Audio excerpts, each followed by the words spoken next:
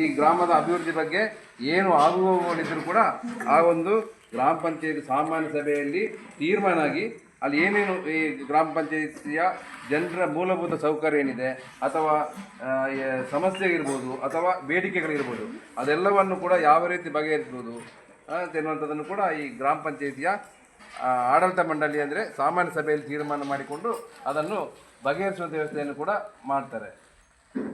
ಗ್ರಾಮ ಪಂಚಾಯತಿಯಲ್ಲಿ ಈಗ ಅದಕ್ಕೆ ಅನುದಾನ ಎಲ್ಲಿದೆ ಅಂತ ಕೇಳ್ಬೋದು. ಸರ್ಕಾರದಿಂದ ಒಂದಿಷ್ಟು ಅನುದಾನ ಅಂತೇಳಿ ಬರ್ತದೆ. ಆಮೇಲೆ ಗ್ರಾಮ ಪಂಚಾಯತಿಗಳೇ ಒಂದು ಅಧಿಕಾರ ಇದೆ, ಟ್ಯಾಕ್ಸ್ ಹಾಕುವಂಥದ್ದು.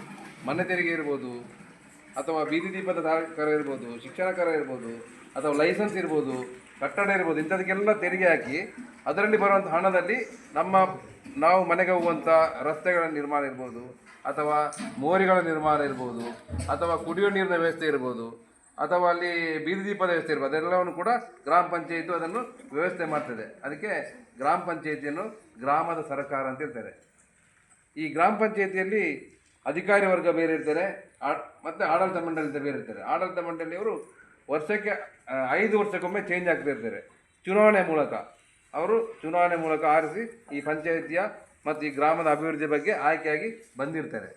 ಅದರಲ್ಲಿ ಪಂಚಾಯಿತಿಯ ಒಂದು ವ್ಯವಸ್ಥೆ ಅಡಿಯಲ್ಲಿ ಸಾಮಾನ್ಯ ಸಭೆ ಅಂತ ಇರ್ತದೆ, ವರ್ಷಕ್ಕೆ 2 ಸಲ ಗ್ರಾಮ ಸಭೆ ಇರ್ತದೆ, ವರ್ಷಕ್ಕೆ 2 ಸಲ ವಾರ್ಡ್ ಸಭೆ ಅಂತ ಇರ್ತದೆ, ಮತ್ತು ಮಕ್ಕಳ ಗ್ರಾಮ ಸಭೆ ಇರ್ತದೆ, ಮಹಿಳಾ ಗ್ರಾಮ ಸಭೆ ಇರ್ತದೆ, ಮತ್ತು ಮಹಿಳಾ ಮತ್ತು ಮಕ್ಕಳ ತಡೆಗಟ್ಟುವ ಬಗ್ಗೆ ಜಾಗೃತಿ ಸಮಿತಿ ಅಂತಿದೆ. ಆ ಸಮಿತಿಗಳ ಸಭೆಗಳೆಲ್ಲವೂ ಕೂಡ ಆಗ್ತದೆ. ಯಾಕೆಂದರೆ ನಾವು ಮಕ್ಕಳಿಗೆ ತೊಂದರೆ ಆಗಬಾರ್ದು, ಮಹಿಳೆಯರಿಗೆ ತೊಂದರೆ ಆಗಬಾರ್ದು, ಅಥವಾ ಈ ಗ್ರಾಮದ ಜನರಿಗೆ ತೊಂದರೆ ಆಗಬಾರ್ದು ಅಂತೇಳಿ ಎನ್ನುವಂಥ ಉದ್ದೇಶ ಇಟ್ಟುಕೊಂಡು ಈ ಪಂಚಾಯಿತಿ ಕಾರ್ಯನಿರ್ವಹಿಸ್ತಾ ಇದೆ. ಇದಿಷ್ಟು ಚಿಕ್ಕ ಮಕ್ಕಳಿಗೆ ಇಷ್ಟು ಮಾಹಿತಿ ಸಾಕು ಅಲ್ಲ.